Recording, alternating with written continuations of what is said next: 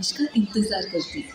हर बार दादी उसे देखकर मुस्कुराती और यही कहती, बेटा, गंगा जी के आने पर बारिश आ जाएगी। बड़ी मासूमियत से अनन्या उन्हें पूछती, पर वो हमेशा देर क्यों कर देती है दादी? और तभी दादी उसे गंगा की कहानी सुनाती। कहानी राजा सागर से शुरू होती है।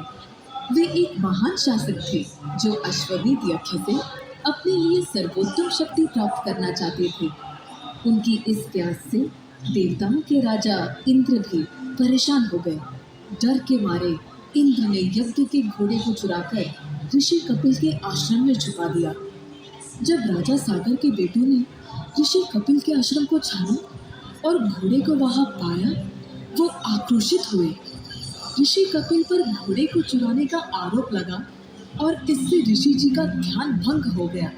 हैरान ऋषि जी उठे और अपनी नजर के ताव से राजा सागर के बेटों को राख कर दिया। बिना अंतिम संस्कारों से पूजे उनकी आत्माएं भूत बनकर भटकती रही। दुख में डूबे उनका एकमात्र भाई अंशुमन ऋषि जी से माफी मांगने गए, पर ऋषि जी ने कहा, सिर्फ गंगा का पवित्र स्पर्श उन आत्माओं को मुक्त कर सकती है।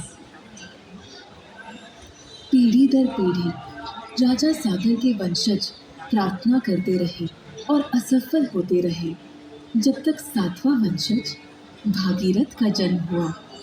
भागीरथ की तपस्या से ब्रह्मा जी खूब प्रसन्न हुए और गंगा को पृथ्वी पर लाने का वादा किया, लेकिन गंगा के इरादे कुछ और थे। अपनी पूरी ताकत से वह धरती पर एक खतरनाक बाढ़ के रूप में बरसना चाहती थी और उनकी इस खतरनाक शक्ति को देख शिवजी ने उन्हें अपनी जटाओं में बांध लिया।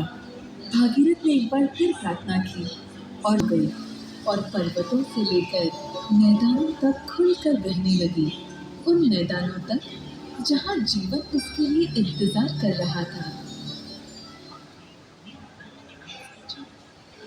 गंगा भागीरथ के पूर्वजों की अस्थियों तक पहुंची और उन्हें धुलने से उनकी आत्माओं को आखिरकार मुक्ति मिली।